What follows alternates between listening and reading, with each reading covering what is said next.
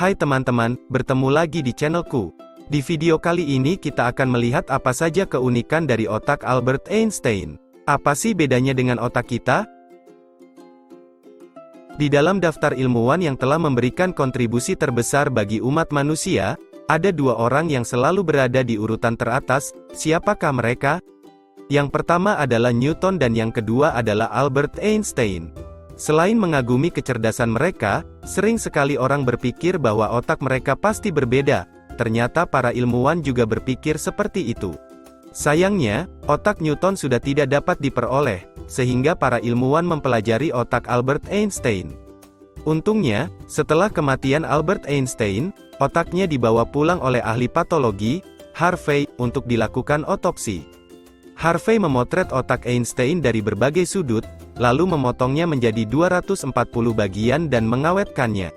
Pikiran pertama yang muncul di benak setiap orang adalah bahwa otak Einstein pasti lebih besar dari rata-rata orang. Sayangnya, tebakan itu salah. Otak Einstein hanya memiliki berat 1230 gram, sedangkan rata-rata berat otak manusia lebih dari 1400 gram.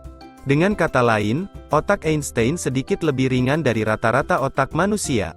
Jadi para ilmuwan harus menemukan alasannya dari aspek lain. Ahli saraf Amerika, Diamond, pada saat melakukan percobaan pada tikus menemukan bahwa proporsi sel glial di otak tikus yang hidup di lingkungan yang beragam lebih tinggi daripada tikus yang tidak melakukan apa-apa dalam hidupnya. Pandangan umum berpendapat bahwa jenis tikus pertama lebih pintar daripada yang kedua. Karena Einstein sangat pintar, apakah otaknya juga memiliki karakteristik seperti itu? Dengan pertanyaan ini, Diamond meminta 4 irisan otak Einstein dari Harvey, dan menghitung jumlah sel saraf dan sel glial di dalamnya. Selain itu, tim peneliti juga memperoleh irisan otak yang sesuai dari 11 pria dengan usia rata-rata 64 tahun sebagai perbandingan, dan menggunakan rasio jumlah sel saraf dengan jumlah sel glial sebagai indikator. Semakin kecil rasionya, semakin banyak sel glialnya. Hasil penelitian menemukan bahwa rasio pada 4 irisan otak Einstein lebih rendah daripada irisan otak kelompok yang dibandingkan, terutama area otak kiri 39, area yang terlibat dalam bahasa dan fungsi kompleks lainnya, menunjukkan perbedaan yang lebih jelas. Karena secara umum diyakini bahwa salah satu fungsi utama sel glial adalah untuk mendukung aktivitas metabolisme sel saraf, semakin banyak jumlah sel glial per sel saraf, semakin mereka dapat meningkatkan aktivitas metabolisme sel saraf. Jadi ini mungkin salah satu alasan mengapa Einstein begitu pintar.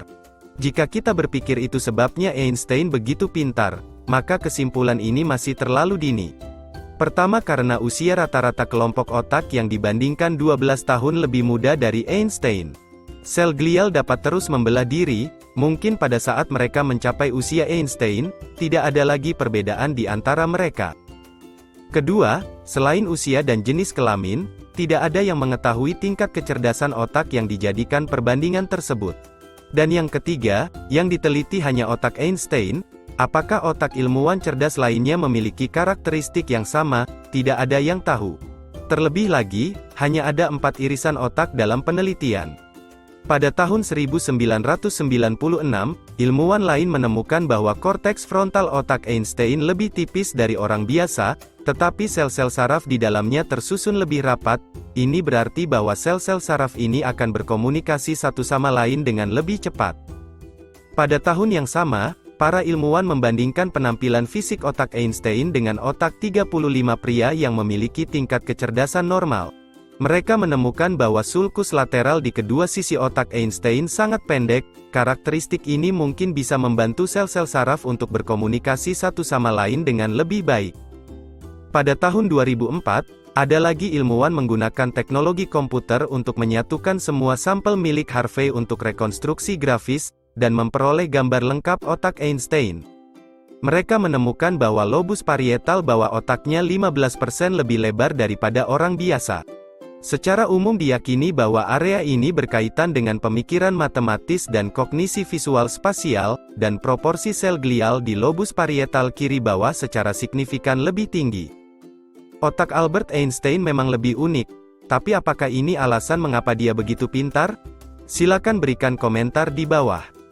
Video kali ini sampai di sini dulu, terima kasih telah menonton. Sampai bertemu lagi di video selanjutnya.